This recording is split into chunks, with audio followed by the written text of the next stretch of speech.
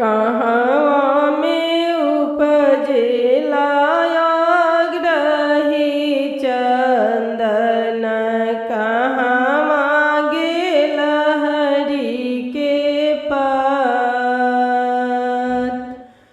कहवा में जनमेली सिया हो बेटी, कहवा जन्म श्री राम। कहवा में उपजेला आग्रही चंदन, कहवा गेल हरि के पात। कहवा में जनमेली सिया हो बेटी, कहवा जन्म श्री राम। कहवा जन्म श्री राम। पर्वत पर उपजेला आग्रही चंदन, बगिया गेल हरि के पात। बगिया गेल हरि के पात।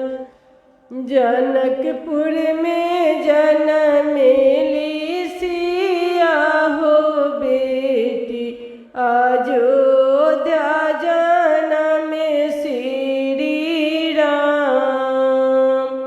अयोध्या जन्म श्री राम।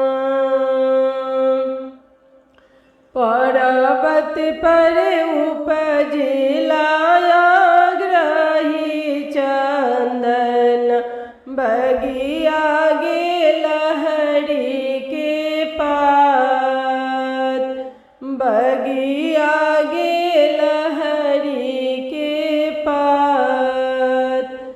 जनकपुर में जनमेली बेटी हो सिया, अयोध्या जन्म श्री राम। अयोध्या जन्म श्री राम। काई जे हुई हाना आग्रही चंदन, काई होई है जे सिया हो बेटी। काई जे हुई हाना आग्रही चंदन, काई गेल हरि के पात। काई जे होई हाना सिया हो बेटी, काई करिए श्री राम। काई करिए श्री राम।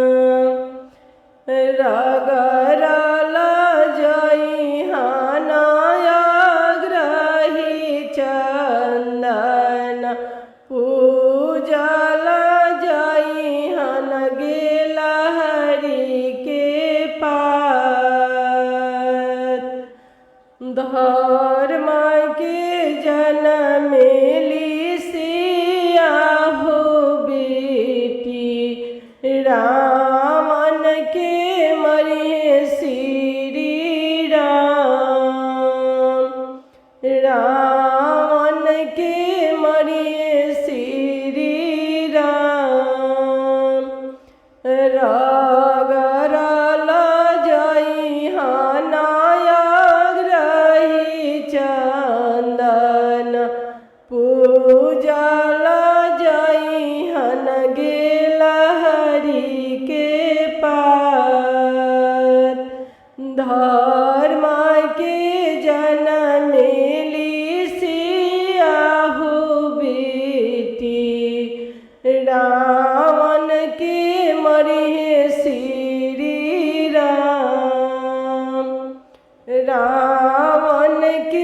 मरिहे श्री राम। कहवा में उपजेला आग्रही चंदन, कहाँ